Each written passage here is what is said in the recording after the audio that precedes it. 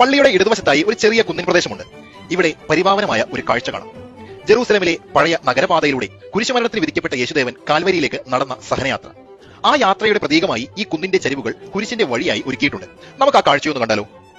നല്ല ടൈലുകൾ വിരിച്ച പാതയിലൂടെ ഞാൻ മുന്നോട്ട് നടന്നു. കവാടത്തിന് സമീപമെത്തി. വശങ്ങളെല്ലാം നല്ല പുല്ല് പിടിപ്പിച്ച് വൃത്തിയായി പരിപാലിച്ചിട്ടുണ്ട്. പടവുകൾ കയറി ഞാൻ കുരിശിന്റെ വഴിയിലെ ഒന്നാം സ്ഥലത്തെത്തി. പിലാത്തോസ് യേശുദേവനെ കുരിശുമരണത്തിന് വിധിക്കുന്ന ഒന്നാം സ്ഥലമാണ് ഈ കാണുന്നത്. വിധിക്ക് ശേഷം യേശുദേവൻ കുരിശ് വഹിക്കുന്ന കാഴ്ചയാണ് രണ്ടാം സ്ഥലത്തിന്റെ പ്രസക്തി. ചുമലിൽ കുരിശുമായി നടക്കുന്ന യേശുദേവൻ 3 പ്രാവശ്യം വീഴുന്നുണ്ട്. കുരിശുമായി യേശുദേവൻ 1ാമത്തെ പ്രാവശ്യം വീഴുന്നതാണ് 3ാം സ്ഥലമായി വിശ്വാസികൾ കാണുന്നത്. കുന്നിന്റെ ആദ്യ വളവ് പിന്നിടുമ്പോൾ നാം 4ാം സ്ഥലത്തെത്തുന്നു. അവിടെയാണ് യേശുദേവൻ തന്റെ മാതാവിനെ കണ്ടുമുട്ടുന്നത്. തളർന്നു വീണുപോകുന്ന യേശുദേവനെ കുരിശ് ചുമന്നുകൊണ്ട് കൌറിൻകാരൻ ശമയോൻ സഹായിക്കുന്ന ദൃശ്യമാണ് ഈ കാണുന്ന 5ാം സ്ഥലം.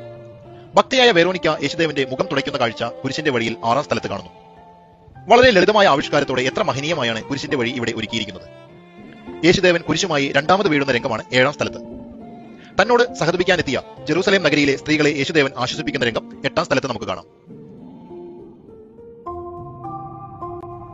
കുരിശ് വഹിച്ചുള്ള യാത്രയിൽ യേശുദേവൻ 3ാമതായും അവസാനമായും വീഴുന്ന രംഗമാണ് 9ാം സ്ഥലമായി കണക്കാക്കുന്നത്.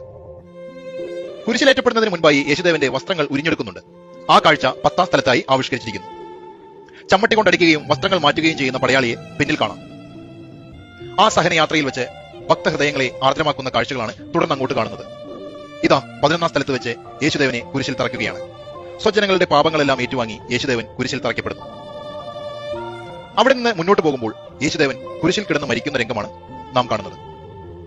12ാം സ്ഥലമായിട്ടാണ് ഈ രംഗത്തെ സൂചിപ്പിക്കുന്നത്. ഇരുവശങ്ങളിലുള്ള ചുവന്ന കുരിശുകൾ യേശുവിനൊപ്പം കുരിശിലേറ്റിയ 2 കള്ളന്മാരെയാണ് ഓർമ്മിപ്പിക്കുന്നത്. കുരിശിൽ കിടക്കുന്ന സമയത്തും യേശുദേവൻ ശത്രുക്കൾക്ക് വേണ്ടി പ്രാർത്ഥിക്കുന്നു. മാതാവും മറ്റു സ്ത്രീകളും കരഞ്ഞുകൊണ്ട് താഴെയിരിക്കുന്നുണ്ട്. മിശിഹായുടെ മൃതദേഹം കുരിശിൽ നിന്നിറക്കി അനന്തരം മാതാവിന്റെ മടിയിൽ കിടത്തുന്ന ദൃശ്യമാണ് 13ാം സ്ഥലത്ത് കാണുന്നത്. നാം 14ാം സ്ഥലത്തേക്ക് എത്തുന്നു. പീലാത്തോസിന്റെ അനുവാദത്തോടെ ഔസേപ്പ് ഈശോയുടെ ശരീരം ഏറ്റെടുത്ത് ആചാരമനുസരിച്ച് കച്ചകളും പരിമളദ്രവ്യങ്ങളും കൊണ്ട് ശരീരം പൊതിയുന്നു. കുരിശിൽ തറച്ചെടുത്ത് ഒരു തോട്ടവും അവിടെ ഒരു കല്ലറയും ഉണ്ടായിരുന്നു. ആ കല്ലറയിൽ യേശുദേവനെ സംസ്കരിക്കുന്നു. ഇതുകൂടാതെ ഒരു 15ാം സ്ഥലവും ഞാനിവിടെ കണ്ടിരുന്നു. അതിന്റെ പ്രസക്തി എന്താണെന്ന് അറിയുന്നവർ കമന്റ് ബോക്സിൽ എഴുതുക.